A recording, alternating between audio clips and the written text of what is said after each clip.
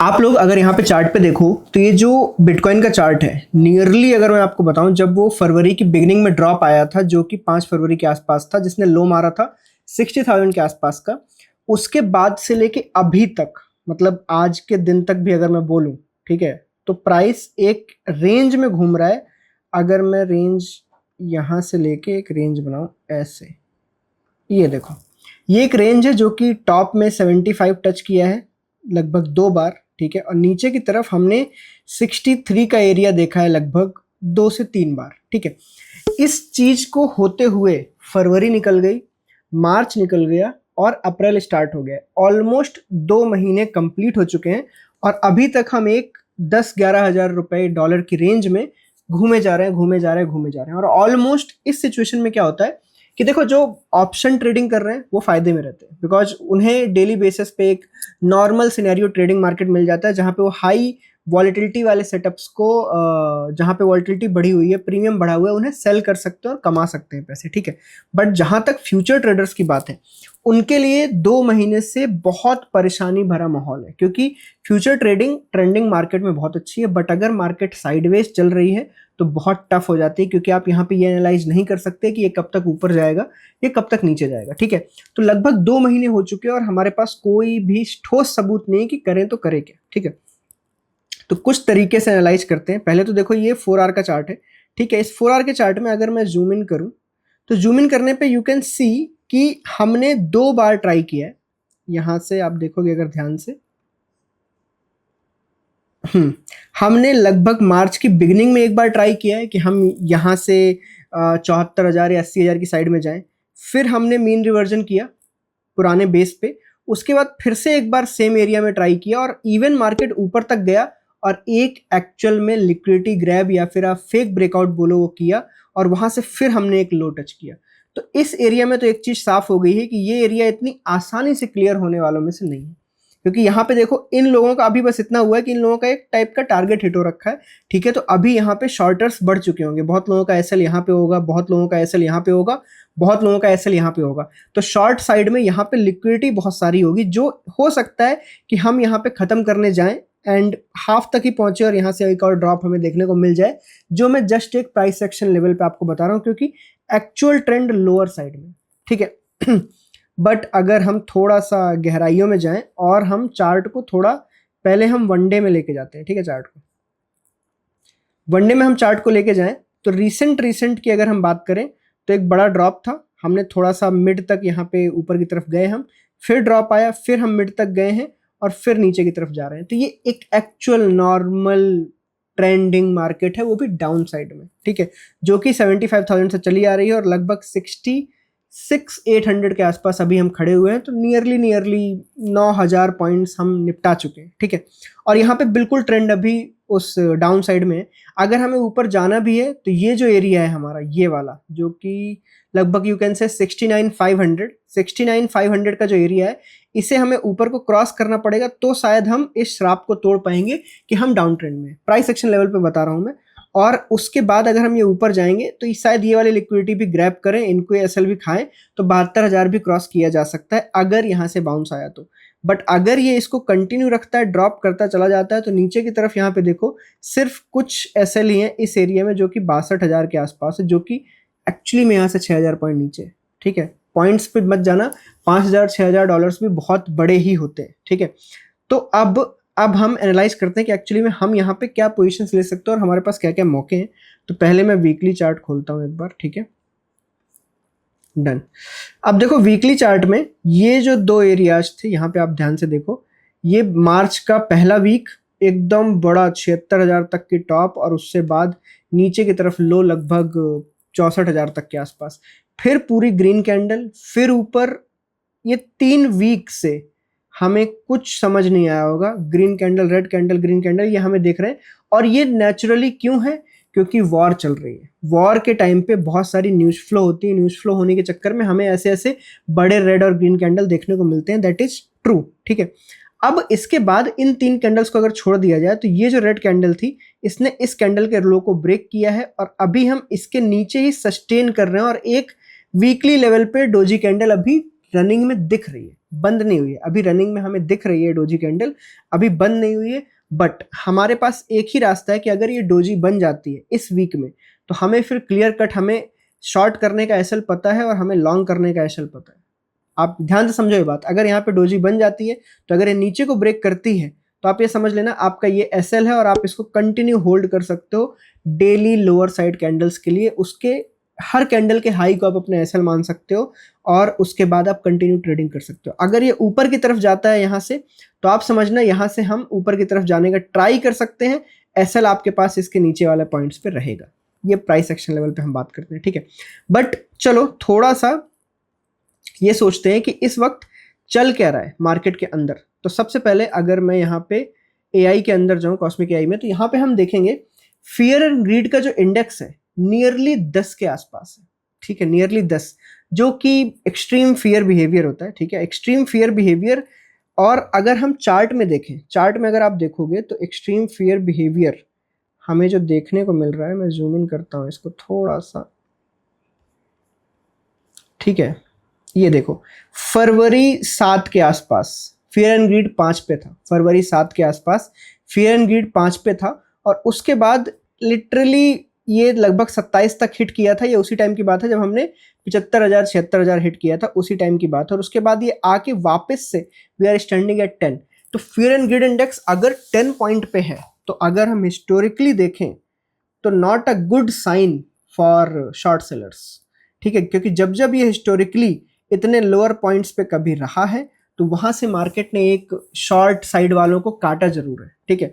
तो एक जो प्राइस एक्शन के अगेंस्ट में काम कर रहा है वो फियर एंड ग्रीड इंडेक्स कर रहा है, और जो कि हम काफी टाइम से बहुत ही लोअर साइड में स्टैंड कर रहे हैं। तो मुझे ऐसा लगता है कि एक वो स्पाइक होता है ना, वो स्पाइक लेवल मुझे लगता है किसी भी दिन हमें देखने को मिल सकता है, ठीक है। दूसरा भी मैंने कुछ डेटा रखा है, एक्सट्रीम फियर तो है जो एक्चुअली प्राइस एक्शन के अगेंस्ट में काम कर रहा है, ठीक है।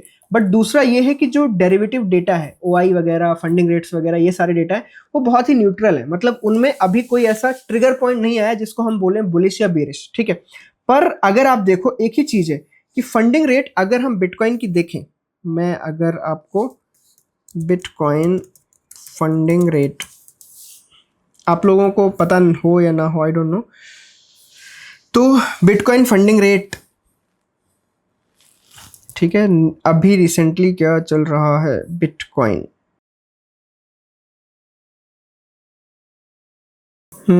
यहाँ पे अगर आप देखो तो अभी लगभग 0.003 पॉजिटिव साइड में है, और OKX, बाइबिट, इन सब जगह पे नियरली आपको ग्रीन साइड में बिटकॉइन का फंडिंग रेट देखने को मिल रहा है। अब देखो, अब मैं आपको समझाऊं थोड़ा ध्यान से।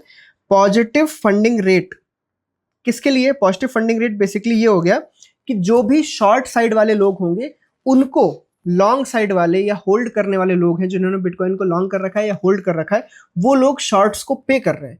तो बेसिकली जो लोगों ने शॉर्ट कर रखा है उनको इस वक्त फंडिंग रेट का फायदा मिल रहा है। उससे क्या हो रहा है कि अगर उनकी ट्रेड कहीं भी नहीं जा रही है, स्टे कर रही है, तब भी वो लोग पैसा कमा रहे हैं। ये चीज नेगेटिव साइड में जाएगी कि अगर फंडिंग रेट्स पॉजिटिव हैं तो सिंपली आप ये समझ लो कि this can be A negative trigger for bitcoin. हो क्या सकता है, और शॉर्टर्स बढ़ सकते हैं जस्ट फॉर द लालच ऑफ फंडिंग रेट्स का फायदा उठाने के लिए, फंडिंग रेट से कमाने के लिए। शॉर्टर्स आपको होल्डर्स के तौर पे भी देखने को मिल सकते हैं कि लंबा स्विंग ट्रेडिंग में शॉर्ट करके बैठ गए, उनको प्रॉफिट मिलता है उस चीज का, फंडिंग रेट्स का प्रॉफिट मिलता है। और ये पॉजिटिव होने का मतलब ये है कि जो लॉन्ग साइड वाले हैं वो पे कर रहे हैं शॉर्ट साइड वालों को, ठीक है। तो शॉर्ट करोगे अगर पॉजिटिव में तो आपको फंडिंग रेट रिसीव होगी, ठीक है।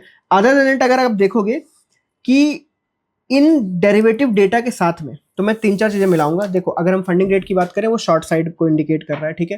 प्राइस एक्शन की बात करें वो शॉर्ट साइड को इंडिकेट कर रहा है, एंड डेरिवेटिव डेटा न्यूट्रल है, ओआई वगैरह ये सब बहुत न्यूट्रल है, अभी कुछ भी नहीं हो रहा है क्योंकि एक्चुअली 2.5 महीने से हम साइड बेच है। एक ही चीज है जो पॉजिटिव साइड को इंडिकेट कर रही है, वो है फियर एंड ग्रीड इंडेक्स। तो यहाँ पे बस क्लैश ये हो रहा है कि अगर आप उनमें से हो जो टेक्निकली सिर्फ मानते हो और प्राइस एक्शन को मानते हो, तो आप शॉर्ट साइड में ट्रेड अपनी बना के रख सकते हो, और मोस्टली बहुत सारे लोगों ने बना भी रखी है, ठीक है।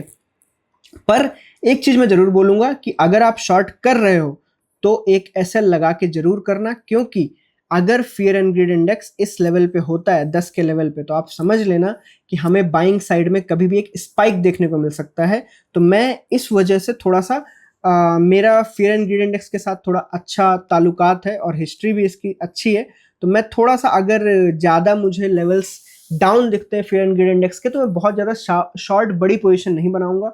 मैं अगर शॉर्ट करूंगा भी तो बहुत कट टू कट एसएल के साथ, और लॉन्ग साइड की पोजीशन भी क्रिएट कर सकता हूं if I have that guts कि फियर एंड ग्रीड के हिसाब से हमें एक स्क्वीज देखने को ऊपर को मिलना चाहिए। और ये फियर इस वजह से भी है क्योंकि वॉर चल रही है, किसी को बिल्कुल पता नहीं है कि मार्केट में क्या चल रहा है क्या नहीं चल रहा है, सब डर के मारे बैठे हुए हैं। तो इससे अगर शॉर्ट्स वालों का एसएल गया तो ऊपर की तरफ हमें 5-6 हज़ार 8 हज़ार पॉइंट का मूव भी देखने को मिल सकता है। इसी वजह से you can see in my terminal कि मेरे पास एक छोटी सी बिटकॉइन की लॉन्ग ट्रेड है, ठीक है, जिसका एसएल आप देख सकते हो मैंने बिल्कुल कहाँ पे लगा रखा है, देखो लगभग बिल्कुल 200 पॉइंट दूर मैंने लगा रखा है, कोई बहुत दूर नहीं लगाया है इसको। अगर आप छोटे टाइम फ्रेम पे थोड़ा देखोगे 15 मिनट में तो शायद आपको देखने को मिले। ये देखो इन लेवल्स पे मैंने अपना एसएल लगा रखा और इसको लॉन्ग कर रखा है, and I am taking that risk कि अगर सही हुआ, इतने टाइम से हम शांति से बैठे हुए हैं और अगर स्पाइक आता है ऊपर की साइड तो बहुत शार्प होगा और उसका मैं फायदा उठा सकता हूं if I can risk this amount. तो मैंने अपने रिस्क के हिसाब से एक लॉन्ग ट्रेड यहाँ पे ली है फियर एंड ग्रीड को थोड़ा सा अपना साथ देते हुए, दैट्स इट, ठीक है। तो आप इस वक्त अगर देखो तो हमारे पास एक बहुत अच्छा स्क्वीज एरिया है। मैं आपको, अगर आपको वैसी ट्रेडिंग नहीं आती जहाँ पे हम ब्रेकआउट देखते हैं, तो अगर आप बॉलिंजर बैंड्स यहाँ पे लगाओगे, ठीक है, बॉलिंजर बैंड आप ध्यान से देखो, इतने फैले हुए बॉलिंजर बैंड से अब हम एक बहुत ही शांत बॉलिंजर बैंड एरिया में आ चुके हैं। और अगर मुझे इसको ट्रेड करना है अच्छे से तो मेरे पास I have 2 points, one is here H and one is here H, ठीक है। इसको मैं ग्रीन कोड दे देता हूँ, ग्रीन कोड यहाँ, ठीक है, और इसको मैं रेड कोड दे देता हूँ सेलर। तो अब ध्यान से देखो आप कि अगर मार्केट ने ये ग्रीन को क्रॉस किया, लगभग 67,000 को क्रॉस किया, तो आपको एक बड़ी ट्रेड देखने को मिल सकती है क्योंकि बॉलिंजर बैंड एकदम धराशायी हो चुका है। बहुत ही मतलब 4 घंटे के चार्ट पे अगर आप देखोगे तो ये इधर, ठीक है, ये बड़े बड़े गैप्स के बाद हम बिल्कुल एक शॉर्ट एरिया में आ चुके हैं और बिल्कुल फंस चुके हैं, शांति से फंस चुके हैं। और 15 मिनट के एरिया में आओगे तो भी आपको देखने को मिल रहा होगा कि इतने बड़े बड़े मूव्स एक तरफ और ये साइलेंट शांति एक तरफ। तो शांति के बाद का तूफान आप जानते हो, ये क्रिप्टो करेंसी मार्केट है, यहाँ पे मूवमेंट आता रहता है। तो आपको बस ऐसे चांस लेने पड़ते हैं, जैसे मेरा चांस यही कहता है कि अगर 67,000 के ऊपर गया तो एक शार्प मूव देखने को मुझे मिलेगा, डाउन साइड में गया तब भी एक शार्प मूव ही देखने को मिलेगा क्योंकि ये स्क्वीज थोड़ी बड़ी ही होगी, छोटी नहीं होगी। तो ऑप्शन सेलर्स, अगर आप इतने दिन से पैसे कमा रहे थे तो प्लीज़ थोड़ा सा शांति बरतें और कंट्रोल करके रखें क्योंकि बायर्स का टाइम आने वाला है और ऑप्शन बाइंग में फ़ायदा हो सकता है with in few days, 1 2 3 4 5 days. या तो मैं अगला वीक बोलूं तो अगला वीक आपको वॉलेटिलिटी यहाँ पे देखने को मिल सकती है जो कि 2 महीने से आपको देखने को नहीं मिली है, ठीक है।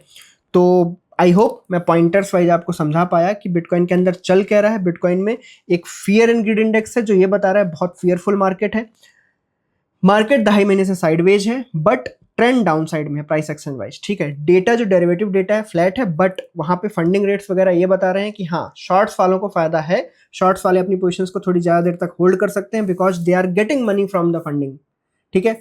तो ये सिचुएशन है इस वक्त और मैंने आपको अपनी रेंज भी बता दी। मेरी रेंज यही कहती है कि 67,000 अपसाइड ये क्रॉस हुआ तो एक शार्प मूव है, एंड डाउन साइड अगर हम ये 66,500 का एरिया क्रॉस करते हैं नीचे को तो मुझे लगता है ये एरिया भी हमें एक तेज मूव दिखाने वाला है, ठीक है। और नीचे वाला थोड़ा ज़्यादा पास है, ठीक है। तो वीडियो अच्छा लगा तो लाइक जरूर करना है। Tata bye bye and thank you, मिलते हैं अगले वीडियो में।